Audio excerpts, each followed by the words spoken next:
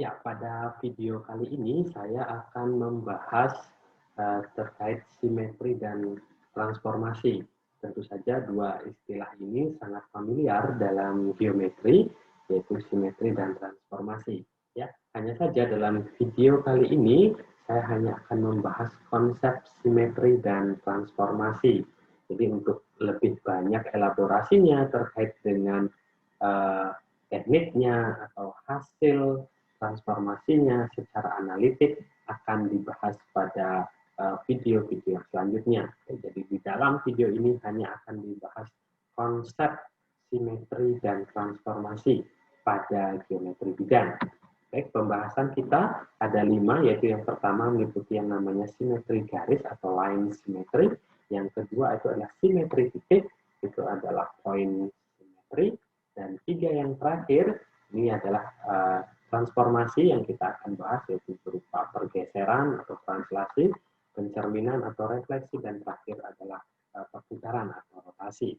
Ya, seperti apa itu? Ya, kita mulai pada bagian pertama adalah simetri garis. Ya, simetri garis apa itu? Ya, kita akan mendefinisikan. Jadi suatu bangun datar itu dikatakan mempunyai simetri terhadap suatu garis L, ya, jika untuk setiap titik yang berada pada bangun tersebut, ya ada pada objek geometri tersebut, setiap titik X begitu, maka terdapat titik Y pada bangun itu juga, demikian sehingga ruas garis L itu tegak lurus dan membagi dua sama panjang, atau istilahnya garis L itu merupakan garis perpendicular bisector terhadap apa? Terhadap ruas garis XY, ya. Jadi bisa diperhatikan ilustrasinya pada bagian ini. Ya, jadi ini adalah apa namanya segi 4 ABCD, ya. Terlebih lagi yang lebih khusus itu adalah persegi panjang kalau kita lihat dalam hal ini. Ya, persegi panjang ABCD ini mempunyai yang namanya simetri garis, ya. Dengan garis simetrinya itu adalah garis L, ya. Kenapa garis L? Ya, karena kita lihat berdasarkan definisi tadi, setiap titik yang berada pada persegi panjang ABCD ini, ya, selalu kita bisa menemukan titik Y. Jadi setiap titik X, ya, misalkan taruhlah berada di sini gitu ya, kita selalu bisa menemukan titik Y yang posisinya di sini. Demikian sehingga nanti, ya, kalau kita hubungkan X dan Y, kita peroleh ruas garis XY di sini. Garis L ini adalah yang namanya perpendicular bisector, ya, tegak lurus dengan ruas garis XY dan juga sekaligus membagi sama panjang, ya, membagi sama panjang. Ya, jadi membagi sama panjang di sini. Ya, ya dimanapun titik itu, ya, dimanapun titik itu yang berada pada persegi panjang ABCD ini, ya. Misalkan di sini lagi kita cari titik yang lainnya, ya. Misalkan di sini saya punya titik P begitu, ya. Saya akan bisa menemukan titik Q di sini, ya. Titik Q, ya, dan ini juga berada pada ya. Kalau kita hubungkan seperti itu, ya, PQ ini, ya, kita hubungkan, ya, sekali lagi L ini menjadi perpendicular bisektornya, ya, tegak lurus dan sekaligus membagi dua sama panjang. Oke, selain garis L posisinya di sini, ya, kondisi berikutnya juga, ya, saya bisa juga ternyata apa namanya ada juga garis yang lainnya yang selaku yang namanya garis simetri, ya. Misalkan garis M ini, ya, ini garis M ini juga merupakan garis simetri dari persegi panjang ABCD ini, ya. Karena ini saya punya titik R di sini, ya, saya bisa mendapatkan titik S di sini. Demikian sehingga garis M ini merupakan perpendicular bisector dari ruas garis RS, ya. Kemudian untuk contohnya, ya, tentukanlah bangun-bangun berikut yang mempunyai simetri garis, ya. Misalkan ada 4 bangun, ada segitiga sama kaki, ada persegi, ya, ini ada segi 4, 3, dan yang di sini ada segi 5 beraturan, regular pentagon gitu, ya. Ini adalah yang kita sudah pelajari di materi segi banyak. Oke, kita coba lihat. Ya, ini adalah pembahasannya. Ya, kita tahu bahwa segitiga sama kaki itu memiliki, ya, memiliki yang namanya garis simetri. Misalkan garis L ini adalah garis simetrinya, ya. Lalu kemudian persegi, ya, dia juga punya ini, misalkan garis apa, misalkan garis K gitu. Juga garis K ini adalah garis simetri, garis M ini pun juga, ya, Yang lainnya pun juga bisa dibuat ini lebih dari satu ya. Untuk yang persegi memiliki lebih dari satu garis simetri. Kalau untuk yang segitiga sama kaki hanya ada satu ya, tidak ada lagi yang lain. Kemudian ini juga untuk segi 5 beraturan, ini juga garis-garis simetrinya gitu kan, misalkan garis T, ini garis F, dan masih ada lagi juga lebih dari satu. Ya, yang ini untuk segi 4 ini tidak mempunyai garis simetrinya. Ini bisa teman-teman lihat dimanapun diletakkan garisnya tidak akan memenuhi yang namanya tadi simetri garis ya. Jadi yang ini tidak mempunyai ya, jadi ini tidak mempunyai. Nah, segi 4 yang berwarna kuning itu tidak mempunyai yang namanya simetri garis. Lalu kita lanjutkan ke simetri titik, apa itu? Ya, serupa dengan simetri garis, ya, suatu bangun dikatakan mempunyai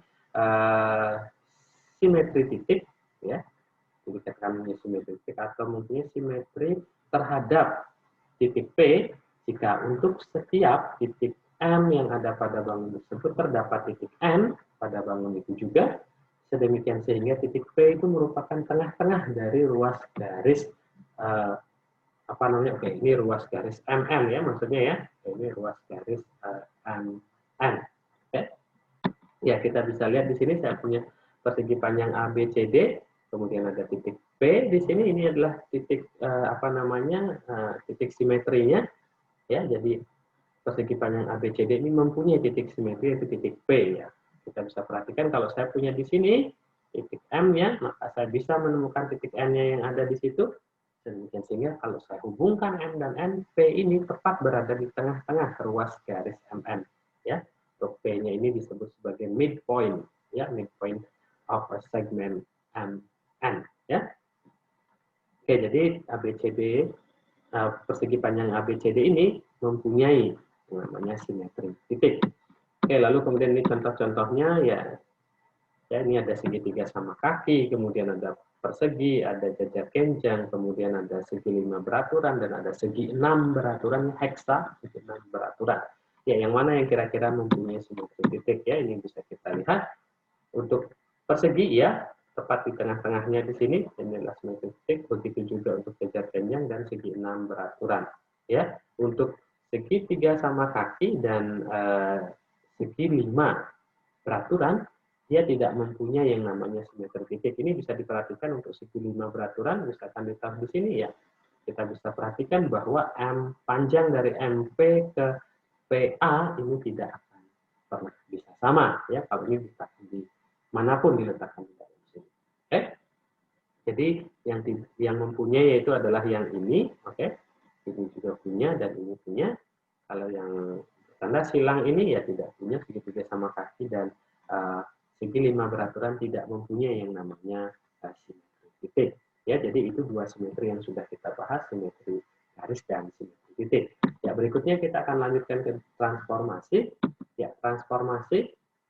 Ya, transformasi yang akan dibahas di sini itu adalah transformasi yang mempertahankan bentuk dan ukuran dari objek-objek geometrinya atau dari objek geometri yang ditransformasikan. Ya, jadi yang akan dibahas ini sekali yang mempertahankan bentuk dan ukuran ya. Ukuran apa-apa saja itu ya. Kita sebenarnya tahu banyak jenis transformasi ya, mulai dari translasi, refleksi, rotasi, ada dilatasi gitu ya. Tapi yang kita akan bahas itu adalah yang mempertahankan. Jadi kalau kita perhatikan dilatasi itu tidak, ya meskipun bentuknya bisa dipertahankan, tapi ukurannya ya kalau kita belajar dilatasi itu kan ada yang namanya perbesaran gitu ya atau peregangan gitu ya itu tidak mempertahankan bentuk atau ukuran dari bangun-bangun yang didilatasikan, sehingga kita akan hanya membahas tiga saja, pergeseran atau translasi ya, kemudian pencerminan atau refleksi, dan yang terakhir itu adalah rotasi. Seperti apa konsepnya? Ya, ini hanya akan dibahas konsepnya seperti itu. Hasil pergeseran atau translasi dari suatu bangun itu diperoleh dengan cara menggeser ya, menggeser setiap titik yang ada di bangun itu dengan jarak dan arah yang sama. Jadi ada 2 poin di sini, tidak hanya jaraknya yang sama tapi juga arahnya pun harus dibuat sama. Ya, ini contohnya saya punya segitiga A, B, C seperti itu, dan kemudian ini ditranslasikan ya. Jadi setiap titik yang ada di segitiga ABC ini ya tidak hanya titik A, titik B, titik C, tapi semuanya, ya, semuanya digeser, ya digeser dengan panjang atau dengan jarak dan arah yang sama. Kalau kita perhatikan B digeser ke sini, ya kita perhatikan misalkan ini adalah arahnya BE seperti itu, maka A juga digeser dengan apa namanya jarak dan juga arah yang sama dengan kita menggeser B ke titik E tadi, ya.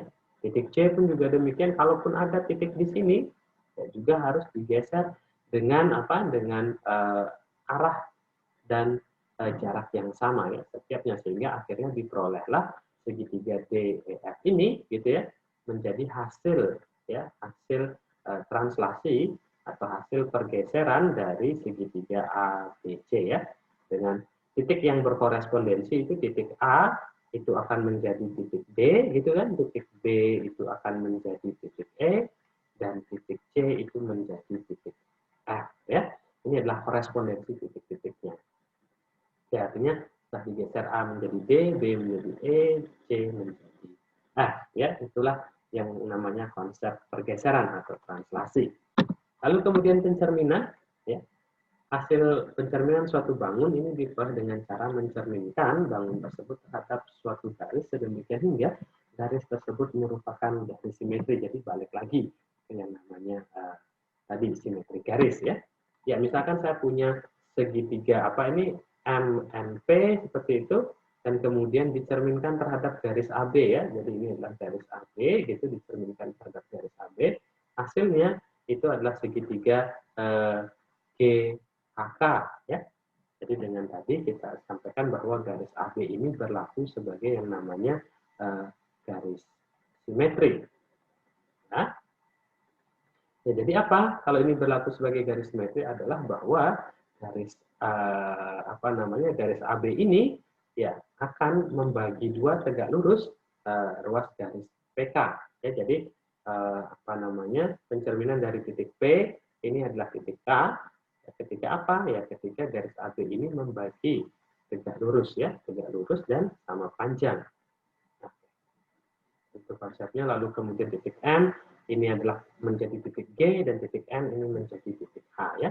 Jadi berdasarkan hasil ini kita bisa lihat bahwa titik M ini akan menjadi titik G korespondensinya, titik N ini akan menjadi titik H, dan titik P itu akan menjadi titik K.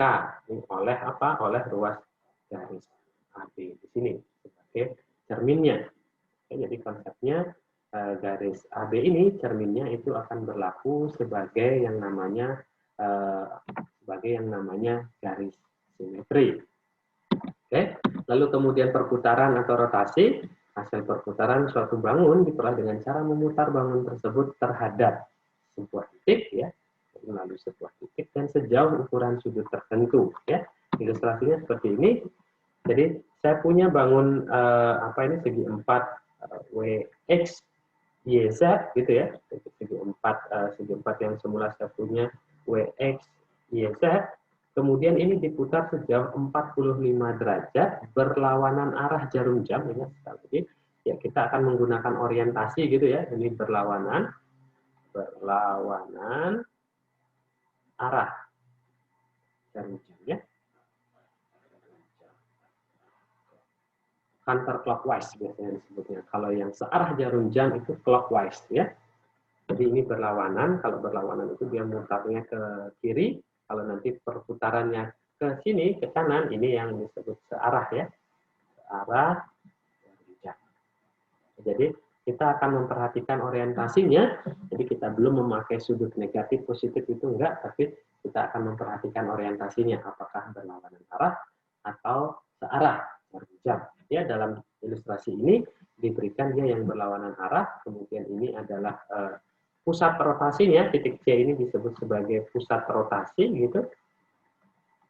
Pusat rotasi atau pusat perputarannya. Nah, sehingga kalau ini diputar ya, diputar seperti itu titik X dalam hal ini ya, titik X ini akan menjadi titik M ya. Dengan tentu saja besar sudut XCM ukuran sudut XCM itu adalah 45 derajat. Ya, begitu pula untuk titik W, ya, ini akan menjadi titik apa? Titik W ini akan menjadi titik Q kalau kita lihat di sini ya. Ya, akan berputar ke situ. Ya, tentu saja juga kita bisa dapatkan di sini seperti itu ya. Ya, ini juga nilainya akan 45 derajat, semuanya sama. Kemudian WXY ya. WXY ini diputar ya. Diputar 45 dia akan kemana dia? Ke situ ya. Dan kemudian titik set juga dia diputar ke situ ya. Ini misalkan titiknya di sini adalah titik R seperti itu ya, maka Y ini akan menjadi R dan kemudian set ini akan menjadi titik P ya, sehingga terbentuklah ini akan menjadi segi 4 atau persegi apa namanya ya, kalau ini ya akan menjadi dengan apa dari sini QMRP ya, QMRP ya. Jadi hasil perputaran dari persegi WXYZ yang diputar dengan pusat putarannya adalah titik C dan sejauh 45 derajat berlawanan arah jarum jam itu akan menghasilkan persegi juga, karena sekali lagi transformasi yang dibahas ini adalah mempertahankan bentuk bangunnya dan juga mempertahankan ukurannya ya, sehingga akan dihasilkan persegi yang sama atau yang kongruen, yaitu adalah persegi QMRP ya. Jadi demikian pembahasan dari konsep transformasi dan juga tadi simetri. Semoga pembahasan ini bisa dipahami untuk dapat digunakan menyelesaikan persoalan-persoalan yang terkait dengan simetri dan transformasi. Ya, jadi demikian pembahasan materi pada hari ini. Saya ucapkan terima kasih.